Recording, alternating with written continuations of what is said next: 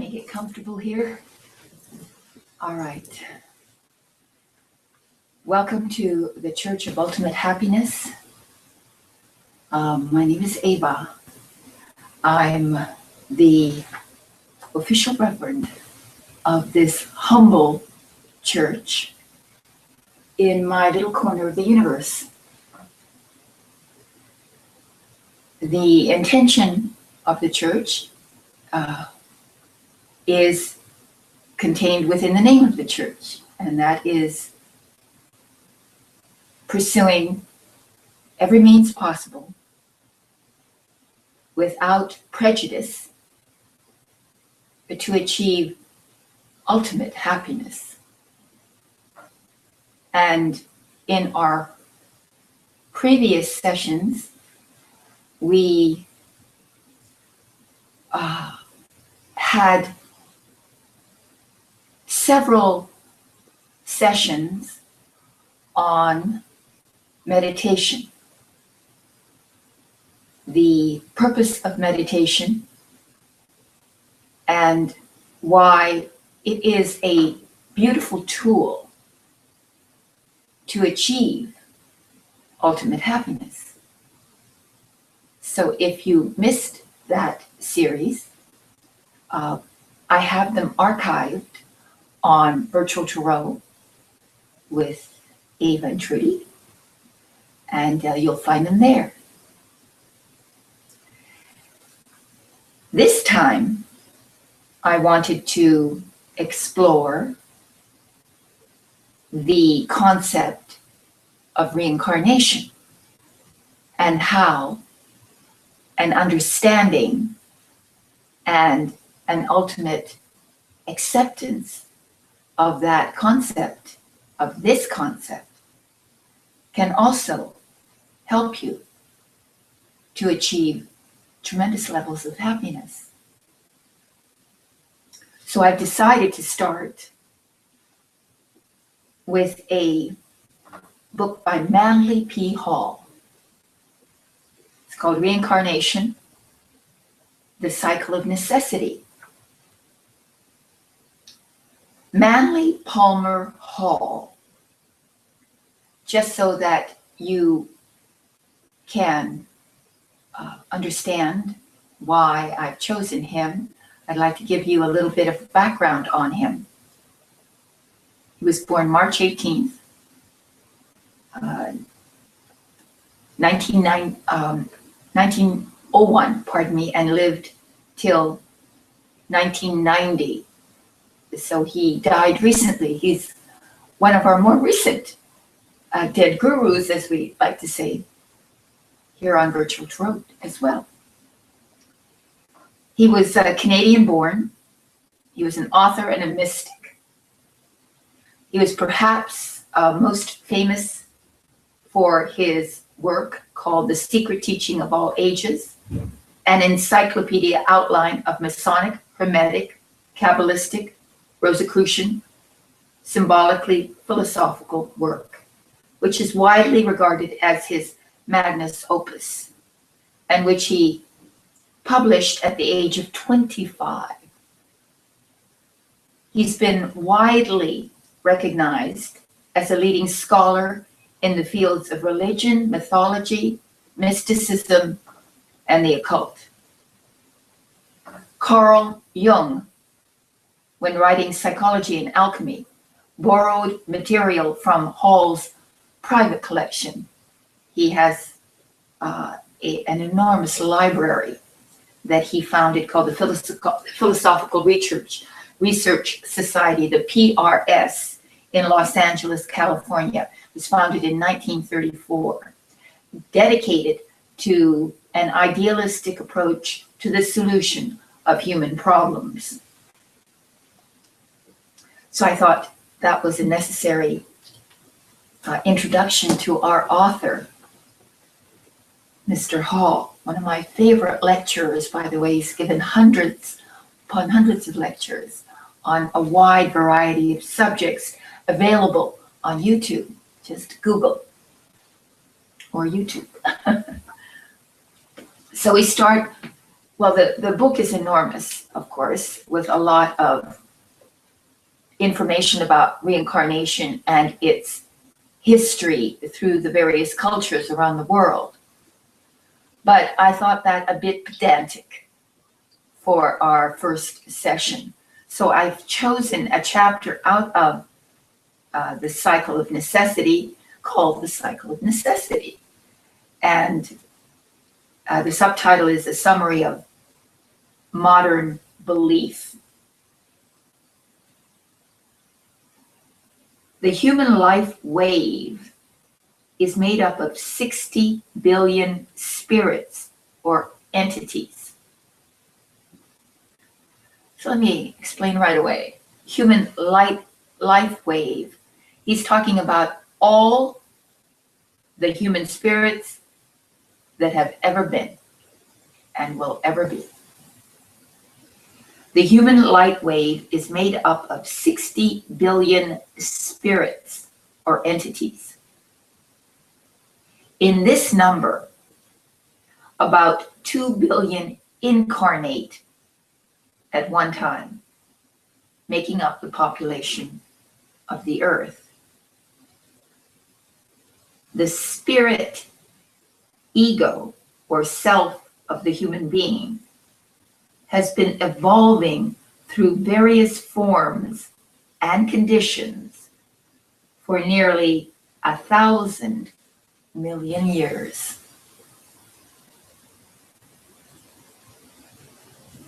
This vast period of time was used in the perfecting of the physical body as a medium for the expression of the entity in the physical world.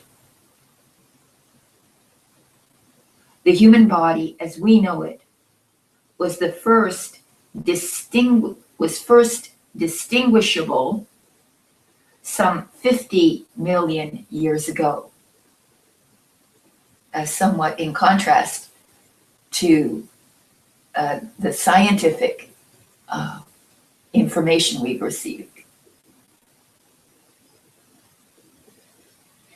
At that time, the entity controlled the body by a rudimentary nervous system, which since has been refined to its great present degree of subtlety. About 25 million years ago, the division of the sexes made sight and thought possible in the body. So let me repeat that. About 25 million years ago, the division of the sexes made sight and thought possible in the body. Isn't that interesting? That the division of the sexes had everything to do with making us be able to see and think.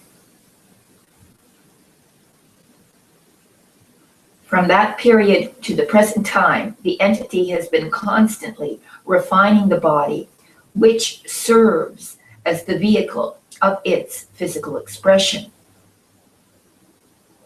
Present humanity bears witness to hundreds of millions of years of growth, which we see recapitulated in the embryo and the fetus. The various species and evolutionary patterns that the human being has gone through is seen through the stages of embryonic growth. If you've seen those documentaries on television that show that to you, it is amazing. Millions of years of evolution lie ahead. Man is becoming human slowly, but inevitably, because the subjective entity is constantly demanding better and more responsive organisms. The entire process through which the human being is passing is the mystery of growth. In the mystery of growth may approximately be termed the cycle of necessity. All growth is motivated by karma. That is, action and reaction. It is karma which makes reincarnation necessity in order that compensation may justly be administered. Man is eternally suffering, and misfortune is a constant goad, impelling him towards a more perfect state. Karma is the law, and reincarnation is the means by which that law is administered.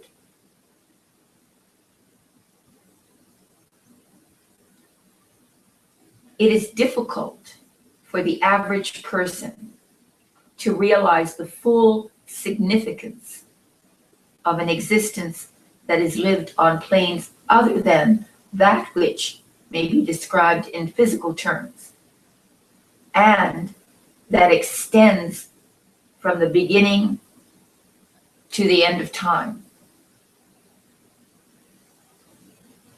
But regardless of his actions, regardless of his virtues or his vices, regardless even of his efforts to destroy himself, man is an immortal, eternal being, manifesting through an infinite sequence of bodies, each a little nobler than the one before. We are here today doing the things we are doing today because of this sequence of lives. The things that we are doing today will become the elements of later existences, bodies without end.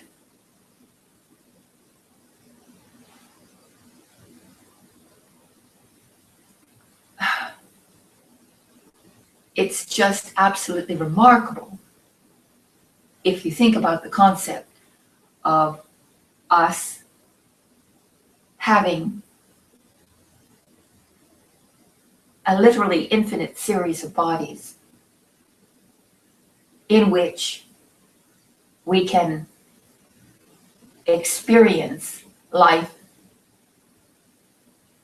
in all its potentialities without reserve in order for us to grow and to become human beings, which we have not yet attained to in its finality. That's yet to come.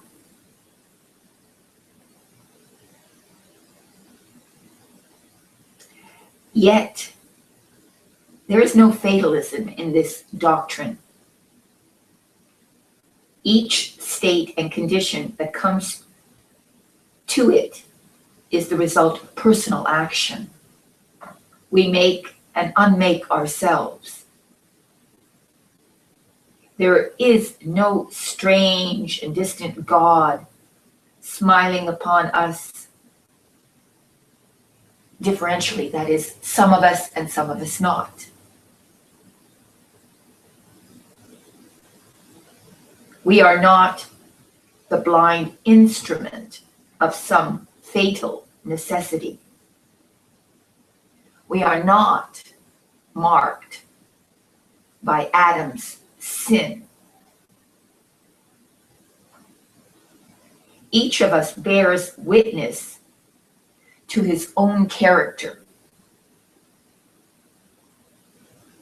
to the thoughts and actions of the lives long past. Each of us is the architect of his own tomorrow. The future is in our hands.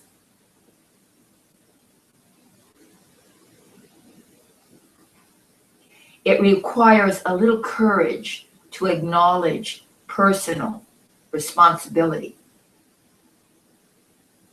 to accept a belief that teaches that there is no escape from action or the consequences of action. It takes a high measure of resolve to be willing to face the world and acknowledge that all the misfortunes which occur are the result of our own mistakes and not the devil and not Satan.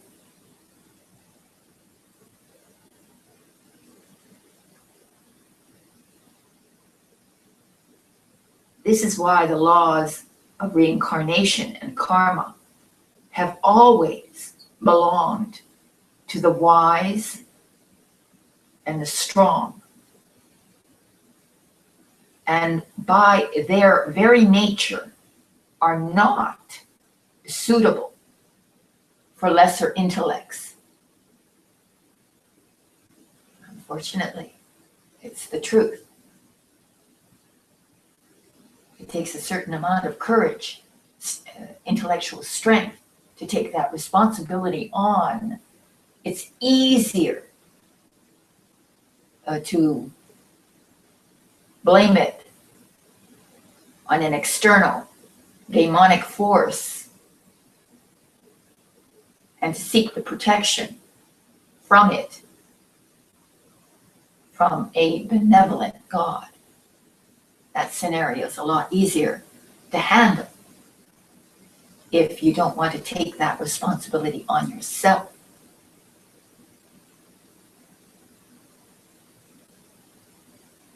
In the words of a modern psychologist, it is inconceivable to the subconscious self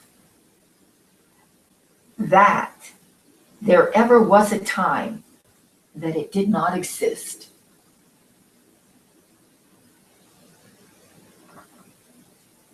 So let me repeat that, because this is very important. In the words of a modern psychologist, it is inconceivable to the subconscious self that there ever was a time that it did not exist. And I remember as a child being told about death, the whole concept of ceasing to exist, and how absurd it seemed to me, how literally absurd it was. Where in the world would we not go? I mean, how could it be that we could be in one point and not be in the next? It seemed, again, to me, absurd. And as a child, I knew fundamentally that it couldn't be. It could not be. And now we learn from science that nothing can actually be destroyed, that energy changes form, but it cannot be destroyed. The form can change, but the ultimate substance can't. So even in physical matter, it's impossible to destroy energy ultimately. And so the whole concept of death and ceasing of our being is ridiculous.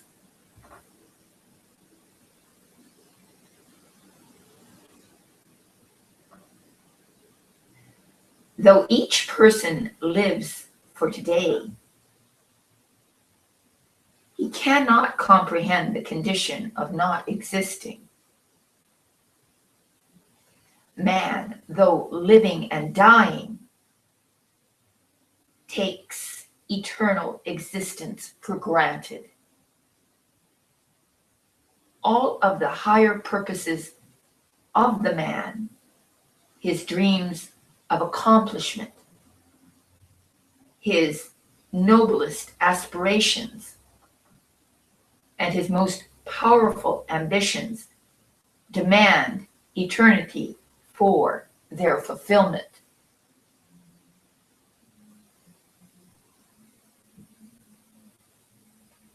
As we look about us upon the strange aggregation of creatures that make up society, we realize that no doctrine based upon the theory of a single life can solve the problems of this multitude.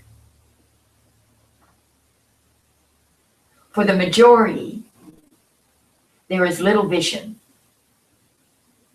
The future stretches out in a mysterious and unknown expanse.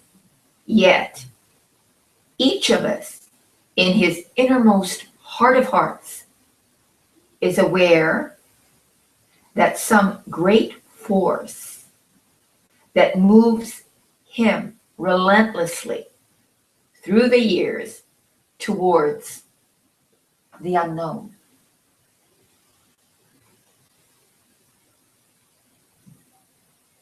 Man is a creature of many sorrows.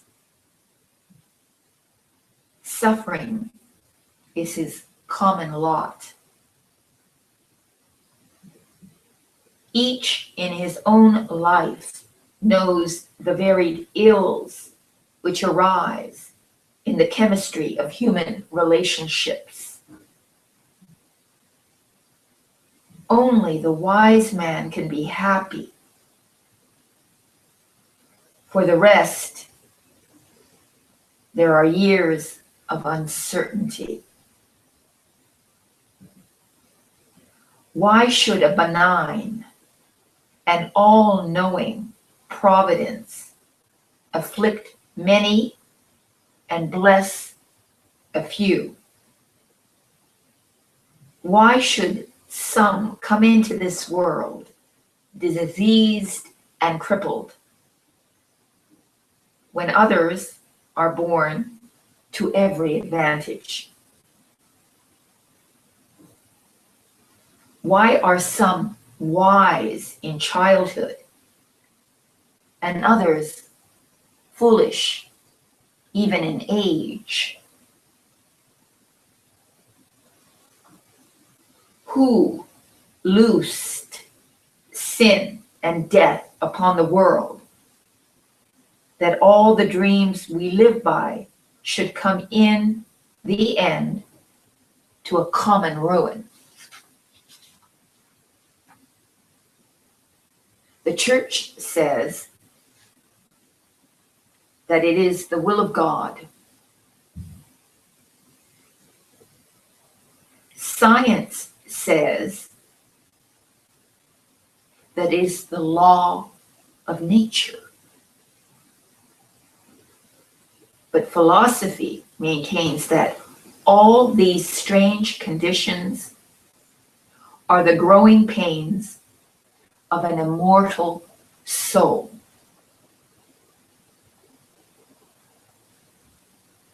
Reincarnation and karma are the only explanations for the mystery of life that the reason can embrace. These laws give purpose to action, meaning to existence.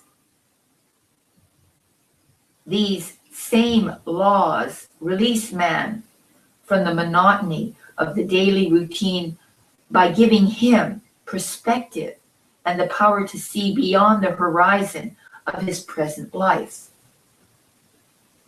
When Gautama Buddha brought the doctrine of rebirth to India, it released millions of human beings from the hopelessness of a caste system which gave opportunity to the high-born alone. When Pythagoras brought the same philosophy to Greece, it freed slaves long bound to the tradition of the Attic state. Pythagoras freed his own slaves, and one of them succeeded as the head of his academy. That's our beautiful friend Pythagoras. We have a mini documentary on him, which you can go see on our site, Virtual Tarot.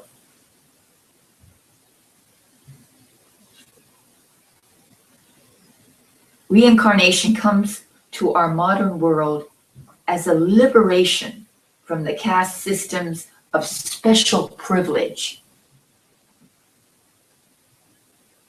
It destroys our illusional concept of wealth and poverty. It breaks down the barriers that exist between employer and employee. It gives us a vision beyond wealth, a vision towards some utopia to come in which men will dwell together in a camaraderie of purpose. Those who know men best realize that when humanity in general recognizes the law of reincarnation, which is the only teaching that will explain the true meaning of things as they are,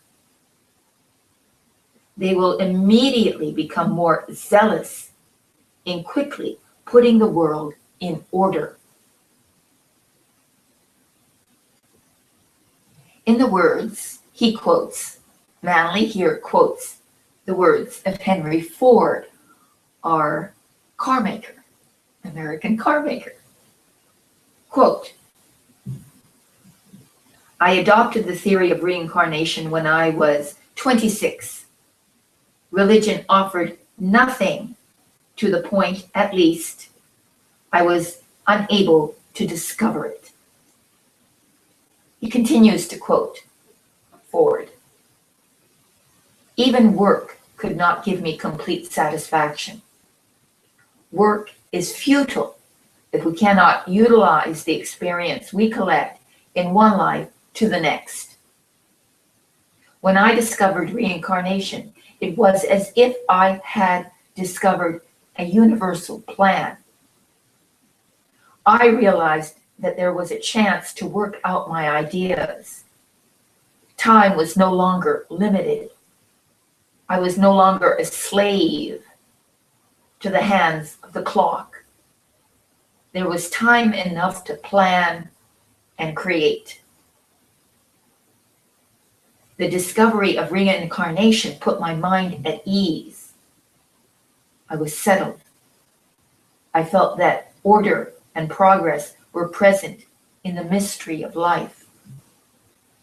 I no longer looked everywhere for the solutions to the riddle of life. If you preserve a record of this conversation, write it so that it puts men's mind at ease. I would like to communicate to others the calmness that the long view of life gives to us. We all retain, however faintly, memories of past lives. We frequently feel that we have witnessed a scene or lived through a moment in some previous existence, but that this is not essential. It is the essence, the gist, the result of experience that are valuable and remain with us, unquote. That was Henry Ford. You didn't know that Henry Ford believed in reincarnation, and you can see how much it helped him to preserve his ultimate joy and belief in life. Reincarnation and karma also light the dark mystery of ethics and morality. These laws give reason to right action, revealing that every action is intimately related to the progress of the individual. We no longer do right because of scriptural admonition, but because we have learned the meaning of right and wrong as they react upon us through law of karma. We grow through every thought and action. We learn not for one life, but for eternity. Each art and science that we master becomes part of the immortal self, flowing through the ages. It is no longer difficult to understand how genius flows from the fountains of the past, how each of us brings into this life the essence of all that has gone before. One child may play the violin at 6. Another may lead symphony orchestras at 9. A third, a little boy in Burma, may teach the most profound of Buddhist doctrines at the age of 8. Reincarnation and karma alone explain these phenomenon, and explain also all the hidden powers and impulses, characteristics and traits which come with us into birth. Plato believed and taught that all learning was remembering, and the very word education originally meant to draw forth that which was already known. We all come into the world with abilities, talents, and peculiar aptitudes. We are destined to certain labors by the karma which we have brought with us out of the past lives gone before. How noble then are the doctrines of reincarnation and karma. How filled with learning is this mysterious cycle of necessity. We come into this world not to be happy primarily, but to learn. Life after life, we pass through complicated experiences until, in the fullness of living, we learn to grow happily. Happiness is the byproduct of our harmonious adjustment to the universal plan. I ought to have that as an inscription here at my Church of Ultimate Happiness. That is, happiness is the byproduct of our harmonious adjustment to the universal plan.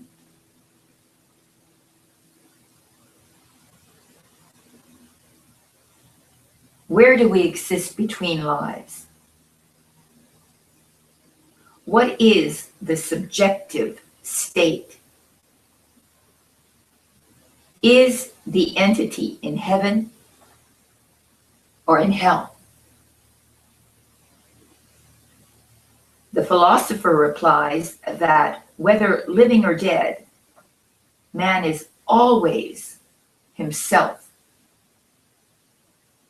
For a time, he manifests objectively, taking into himself the experiences of the outer world.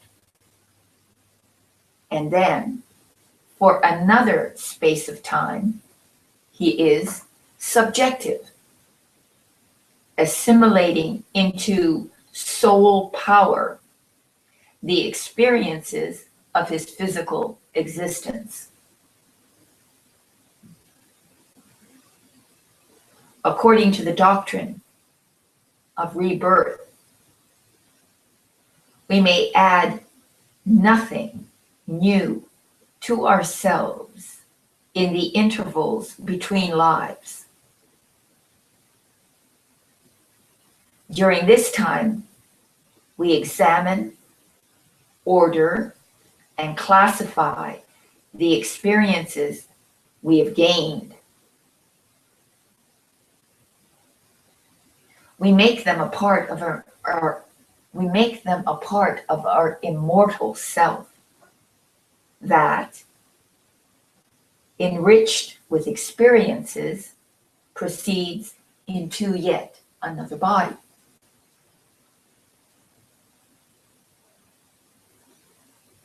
There are some who, hypnotized by physical existence, struggle to hold the possessions of their physical lives. Having achieved wealth, honor, power, they forget that these temporal glories have small place in the universal plan.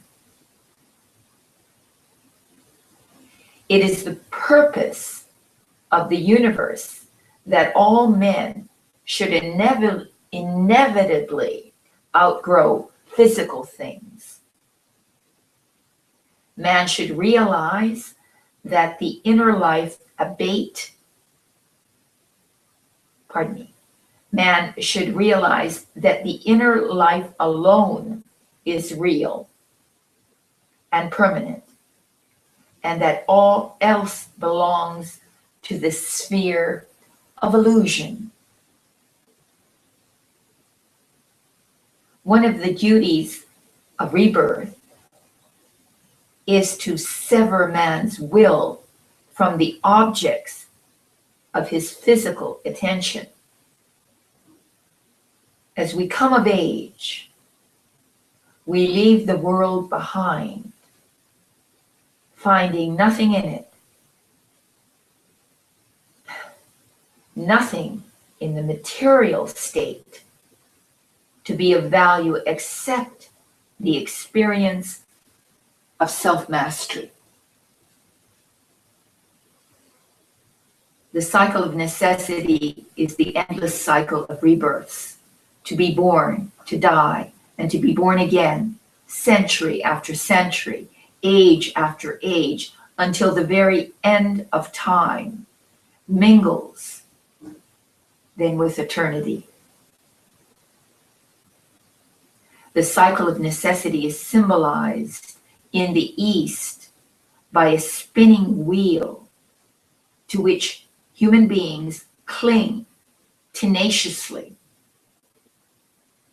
the ignorant clinging to the smaller life they know, while the enlightened pass on to a larger life they have to come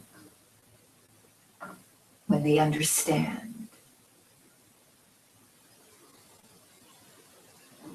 The cycle of necessity is the symbolical name which represents the great time and effort, the period of striving after truth, through which Each entity must pass. The laws of reincarnation and karma make possible the constant progress of all living things. Not only does man grow, but the sticks, the stones, the stars grow with him. All are unfolding together. All life is growing up in space and towards space. The cycle of necessity ends at some distant, incalculable time, and life, having fulfilled the pilgrimage of uncertainty, comes at last to the end. This end the Buddhist calls nirvana, and the Christians call heaven. But names mean nothing. All such terms merely represent rest after labor, peace at the end of seeking. So, isn't that a very beautiful testament to the concept of reincarnation? So let's start with that. And please re-listen to it several times if you would, to really absorb all the concepts within this rather short paragraph. It's very rich. And from here, we will progress into other perspectives on the subject of reincarnation.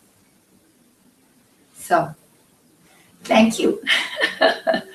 I'm very pleased that you've chosen to come and listen